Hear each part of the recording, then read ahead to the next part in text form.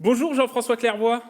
Bonjour. Vous êtes ingénieur et astronaute rattaché à l'Agence spatiale européenne. Vous avez passé 675 heures dans l'espace à bord de la navette d'abord Atlantis puis Discovery pour 3 missions entre 1994 et 1999. Vous êtes actuellement confiné dans votre domicile dans les Yvelines. Oui, c'est exact, oui, avec ma femme, parce que mon fils est tout seul dans son appart dans Paris et ma fille est en Australie. Le confinement, finalement, ça ne doit pas être difficile pour vous. C'est quelque chose que vous avez déjà vécu dans l'espace. Alors, j'ai vécu le confinement dans l'espace, mais c'est pas le même, il n'est pas tout à fait comparable. Ici, on n'est pas isolé, on peut appeler nos proches, on peut avoir de l'aide à domicile si besoin, et on peut sortir.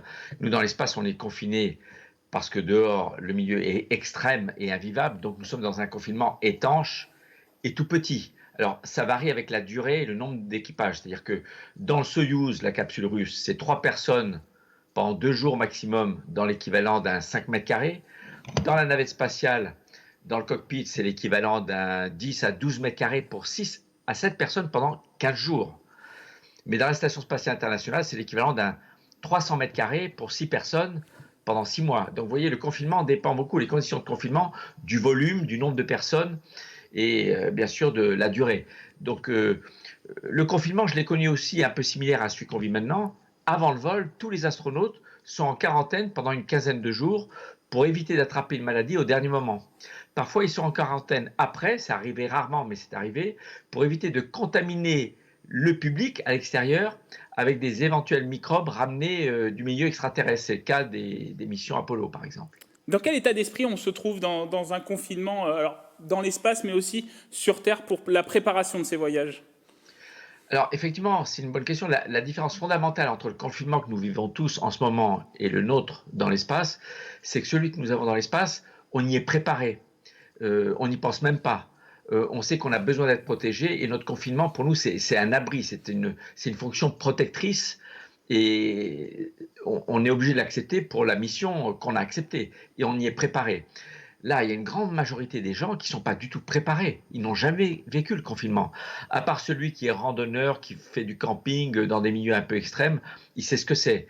Quand on est confiné, donc la règle de base, qu'on soit confiné dans l'espace ou chez soi, il faut savoir pourquoi. Pourquoi je suis confiné? Quand il y a un sens, quand il y a un but, quand il y a une mission derrière, on l'accepte parce qu'on veut remplir la mission. Après, il faut être organisé. Organisé dans l'espace, parce que on peut parfois pas facilement sortir de chez soi, pour savoir quelles sont les ressources à bord, par exemple ne serait-ce que de nourriture, de pièces de rechange ou d'outils, s'il y a besoin de réparer des choses. Et, et après, partager avec les autres des ressources, par exemple la salle de bain, par exemple l'écran de télé entre les enfants qui veulent voir des dessins animés ou les ados qui veulent voir des jeux, jouer avec des jeux vidéo. Donc être organisé dans l'espace, rangé, parce que très rapidement ça devient le bazar si on n'est pas ordonné. Et puis avoir un planning. Nous on a un plan de vol, voilà, je vous montre ici le plan de vol de mon 3e vol spatial, qui était un vol destiné à réparer le télescope spatial Hubble. C'est un gros bouquin, une checklist, qui décrit presque à la minute près qui fait quoi, quand et où. Donc nous avons un but à atteindre, nous avons un confinement qui nous protège du milieu extérieur et nous avons un plan d'activité. C'est très important de s'astreindre à se donner un planning. Si on attend que quelqu'un nous dise quoi faire, on peut facilement se retrouver à devenir oisif et c'est malsain. Et bien sûr, le sport est prévu chaque jour. Merci Jean-François Clairvoy pour ce témoignage et ces conseils. Bien, je vous souhaite à tous de bien vivre à travers ce confinement en pensant toujours à la mission pour qu'on sorte tous indemnes en très bonne santé.